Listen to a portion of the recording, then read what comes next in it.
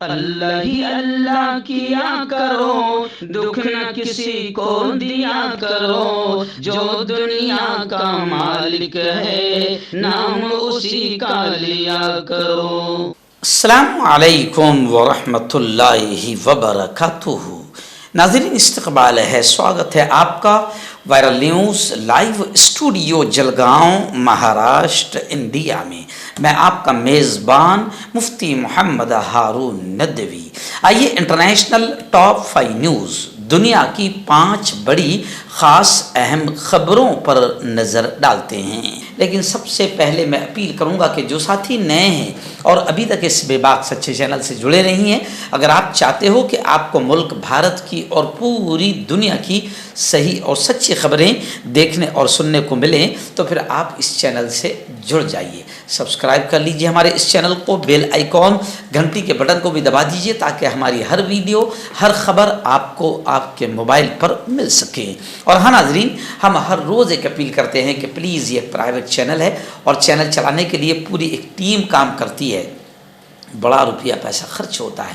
اگر آپ چاہتے ہو کہ ایسے چینل جو ظلم اور ظالموں کے خلاف بے باک انداز میں بول رہے ہیں، اگر آپ چاہتے ہو کہ ایسے چینل مضبوط ہوں تو پلیز آپ چینل کی فائنینشیل ہیلپ، مالی تعاون، مالی مدد ضرور کیجیے۔ اسکرین پر آپ نظر ڈالیں، ہمارے چینل کا بینک اکاؤنٹ نمبر بھی دیا گیا ہے، اور اگر آپ آن لائن پیسہ بھیج کر مدد کرنا چاہتے ہیں تو گوگل پے، فون پے اور پے ٹی ایم تینوں کا ایک ہی نمبر ہے 9637541786۔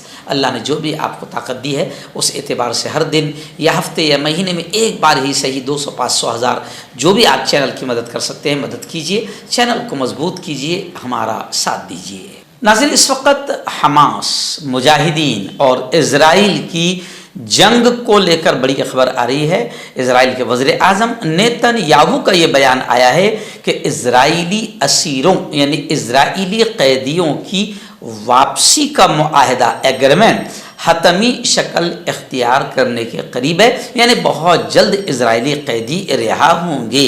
قیدیوں کے تبادلے اور جنگ بندی کے مذاکرات میں پیش قدمی آئی ہے۔ وہیں پر اسی درمیان یہ بھی خبر آ رہی ہے کہ چین کی ثالثی میں، یعنی بیچ میں چائنا رہے گا، چین کی ثالثی میں الفتح اور حماس اختلافات کے خاتمے پر متفق ہو گئے ہیں۔ چین میں ہونے والے مذاکرات میں الفتح اور حماس سمیت 14 فلسطینی دھڑے اختلافات ختم کرنے اور غزہ پر حکومت کے لیے ایک عبوری قومی مفاہمتی حکومت کے قیام پر متفق ہو گئے ہیں۔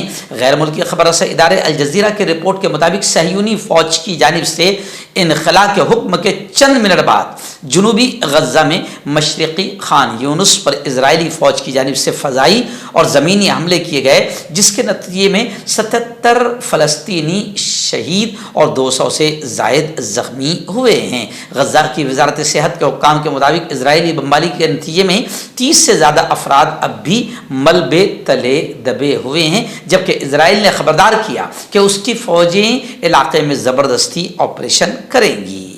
اور خبریں آ رہی ہے کہ فلسطینی شہری دفاع کے مطابق اسرائیل کی جانب سے انخلا کہ بستی چھوڑو اس نئے حکم سے 4 لاکھ سے زیادہ فلسطینی متاثر ہوئے ہیں۔ گزشتہ کل بھی کئی ویڈیوز ایسی سامنے آ رہی ہے کہ روتے بلکتے معصوم چھوٹے چھوٹے بچے، عورتیں، بزرگ اپنے اپنے سامان کو لے کر بستیوں کو خالی کر رہے ہیں، وہاں سے نکل رہے ہیں۔ ناظرین، پڑوسی ملک بنگلہ دیش سے بڑی خبر آ رہی ہے۔ آپ جانتے ہیں کہ بنگلہ دیش میں تقریباً 1 ہفتہ پورا گزر گیا، طلباء کا زبردست احتجاج وہاں پر ہوا، اور یہ احتجاج اتنا پرتشدد ہو گیا کہ 173 لوگ اب تک ہلاک ہوئے ہیں، مرے ہیں اس احتجاج میں۔ 1 ہفتے کے اس احتجاج میں خبریں آ رہی ہے کہ 1200 طلباء یعنی اسٹوڈنٹس گرفتار کیے گئے ہیں۔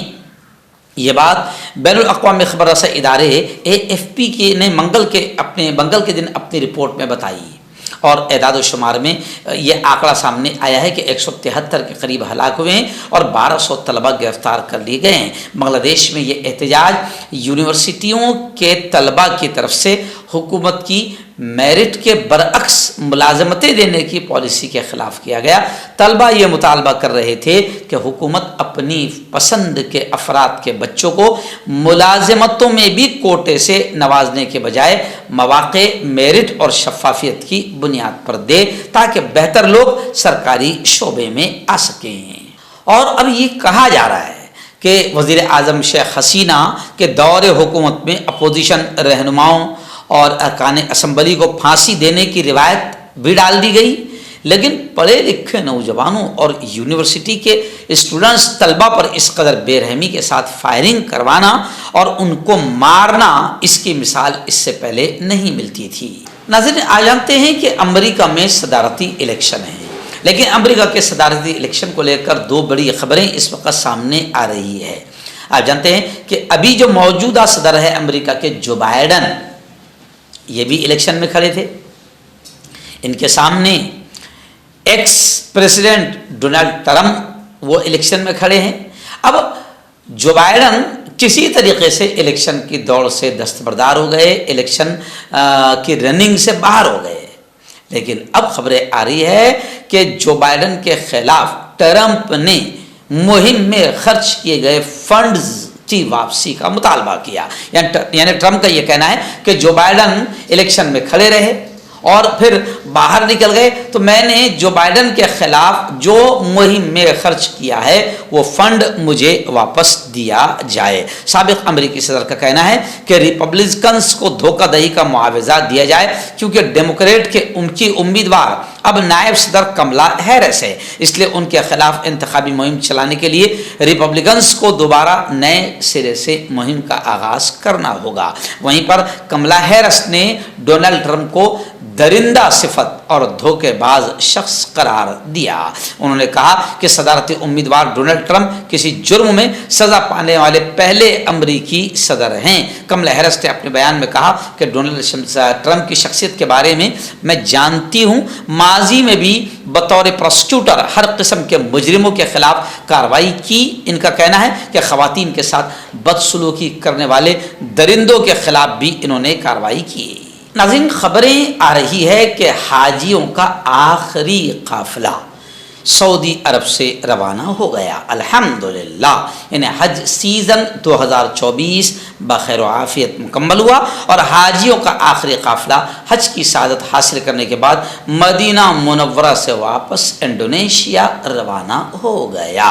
عرب میڈیا کے مطابق حاجیوں کا یہ آخری قافلہ تھا۔ شہزادہ محمد بن عبدالعزیز بین الاقوامی ایئرپورٹ سے اتوار کو واپس اپنے ملک روانہ ہوا۔ اس قافلے میں کل 320 حجاج شامل تھے۔ انڈونیشیا کے لیے واپس روانہ ہونے والے اس قافلے کے اعزاز میں الوداعی تقریب کا بھی اہتمام کیا گیا تھا۔